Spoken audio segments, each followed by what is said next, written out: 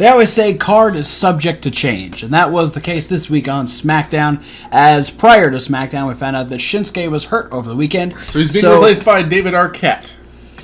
No. He was replaced eventually, but we'll talk about that. Welcome to Tuesday Night Live. On SmackDown, we open up with Miz TV with the Bludgeon Brothers, as the Miz tried to get a little bit of insight into why the Bludgeon Brothers attacked Daniel Bryan last week during the Gauntlet match. And man, do they talk a lot. Yeah. Wordy motherfuckers.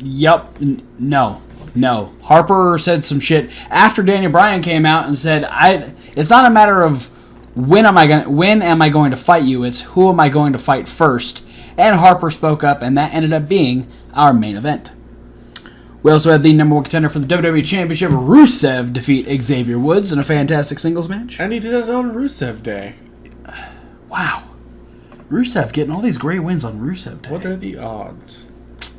365 to 1. Naomi and Lana had a little hangout with the cast of Glow. And then, of course, Jeff Hardy was ready to defend the United States Championship. But, of course, we talked about it. Shinsuke was not his opponent. He put out an open challenge, and it ended up being Eric Young of Sanity.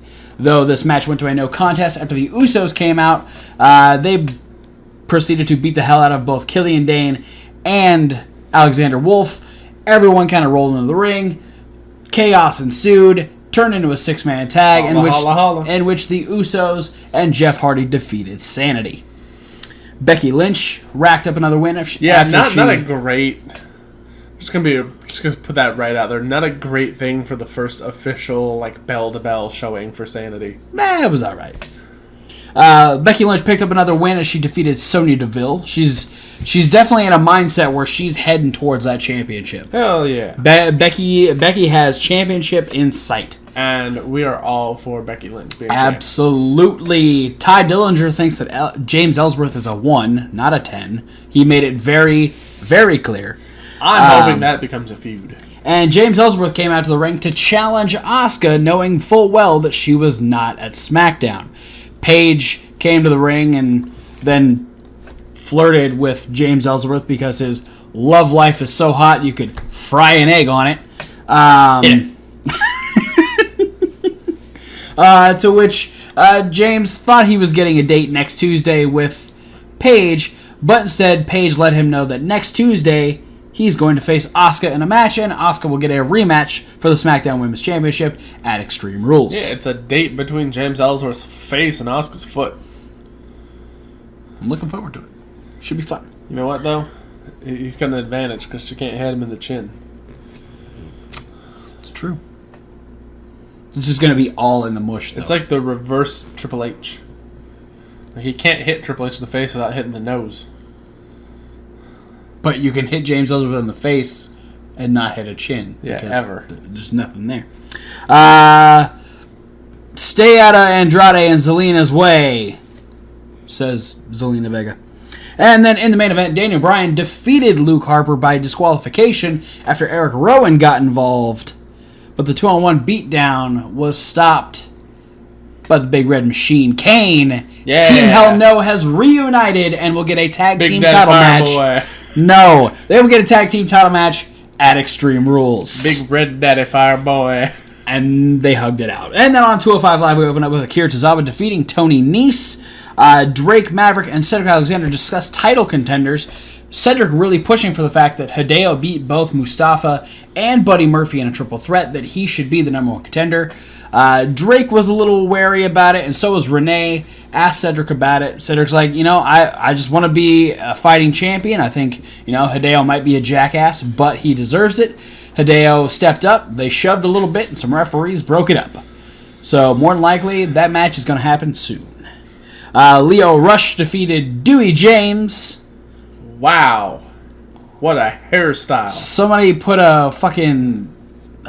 they put a 80s side pony on Post Malone, and it looked awful. Hey. He did look vaguely like Post He Malone. did. Sans face tattoos. You know what it was? Dewey... What's his name? Dewey James. Dewey James is a troll doll that came to life. Man, we're cracking jokes and Animal can't take it. All right. Chill out, animal. All right. Next week, we will get Buddy Murphy versus Mustafa Ali in a no DQ match, since there was never an end to their last singles match, so there must be a winner. And in the main event, our 6-man elimination match, Grand Metalik was eliminated by Jack Gallagher's headbutt.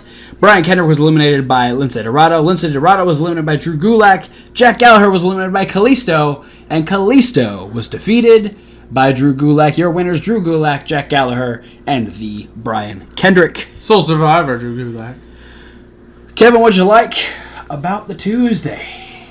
Ty Dillinger. Ty Dillinger was on the screen for about 45 seconds, and it was probably my favorite 45 seconds of the entire show. It was pretty great. Man, I wish we got more Ty Dillinger, but even little snippets of Ty Dillinger are great. It's just a short little blip of brilliance on the radar. Yeah.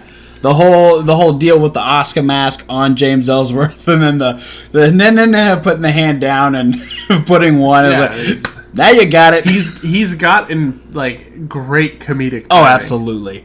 The few times that he was on, like when he's on Up Up Down Down, it's hilarious. When he was on the Fashion Files, it was fantastic. More Ty Dillinger, please. Like a lot more. Let's get Ty Dillinger versus Jeff Hardy. That could be fun. Hell yeah. Absolutely. Jeff, do another U.S. Open challenge. I endorse that. And Ty, yeah, do it. 10 your way out of there. Do it. What about you? You like anything? What did I like? I liked Becky Lynch versus Sonya Deville. It's a great match. Sonya is definitely one of the best new talents on the roster. She proves it time and time again, and I'm just glad that Becky Lynch is getting a push towards potential champion, even if she's just a contender. You know, I'm looking forward to Becky being back in the limelight because she fucking deserves it. Yeah. So yeah, what'd you love? Normally in this circumstance, I would give my love to Drew Gulak winning that 6-man tag, But I have to give my love to reuniting Beardy Face McGoat Boy and the Big Red Fire Daddy. I don't like these nicknames at all. Team Hell No back together again. Got me a reason to open up my closet and dust off that bright red shirt. Yeah, I am the tag team champions. You know, Goatface McBeardy Boy. I honestly... And the Big Red Fire Daddy. I honestly never thought there would be a reason... I mean, first off, the fact that Daniel Bryan is back is one thing. But, like, with Daniel Bryan coming back and Kane being in politics and all these things, I never thought there was ever a time, a place, nor ever would there be a reason for Team Hell No to reunite other than potentially being on a Survivor Series team. Yeah, no, and even to the degree of, like, the last thing that Kane and Daniel Bryan did storyline-wise was Kane tombstone Daniel Bryan, like, in the ring, on the commentary table, and on the stairs, so they could write Daniel Bryan off to go do family stuff. Yeah, because that was right after Daniel's dad passed away. Yeah, so, I mean, it's not even like they were on good terms back when they were on the same show together. And that was 4 years ago. Yeah. It's been a long fucking time since there's been anything... So long, I'm surprised I remember that, to be honest. I think other than that, they might have had, like, a quick little conversation while Daniel Bryan was general manager. Mm. But other than that, like... Yeah, there hasn't been anything. So the fact that they got back together, it is a perfect situation. It makes sense. Kane is a fantastic foil for the Bludgeon Brothers. It's ridiculously perfect. And you know what? I know you're not the biggest fan of the Bludgeon Brothers. I like Harper. I like Rowan. I don't like the Bludgeon Brothers. That's fair. And I'm glad that they're tag team champions. I think they've deserved it for a very long time. But I'm totally cool with Team Hell No winning the tag titles absolutely. right away. I know the Bludgeon Brothers just won it at WrestleMania. It's only been a couple of months. It's going to be 3 more weeks, though, until Extreme Rules. That's true. Okay, yeah, it's plenty of time. Give the titles to Team Hell No. Yeah, no, it's plenty of time to build things up between the Bludgeon Brothers and Little Daddy Goat Boy and Big Red Fire Daddy. No, you need to stop. You need to stop right now. If this continues to next week, I might... Danny McBeard. No. And, no. The Big Red Glen. That sounds gross. All right. What do you love? Did I steal your love? I mean, that was good. I'm actually gonna go a strange route for my love. It probably should have been my like, because it might sound a little bit more like-ish. Yeah, it sounds a little bit more like-ish, but no. Okay, I'm not even gonna go that way. I love the fact that Shinsuke versus Jeff Hardy did not happen. Oh. Because as great as the match probably is going to be, this is a feud that actually needs to be stretched out. Especially if there are plans for Shinsuke to take the title off of Jeff Hardy. This needs to be built up and like take some time. I'll actually save the next part for my dislike.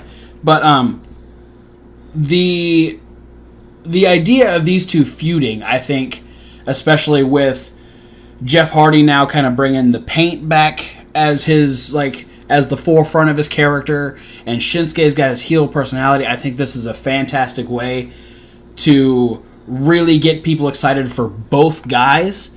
So I'm glad it didn't happen. Plus, I like the fact that it allowed Sanity to be pushed at a decent level for them. They've only been on, this is only their second week on SmackDown.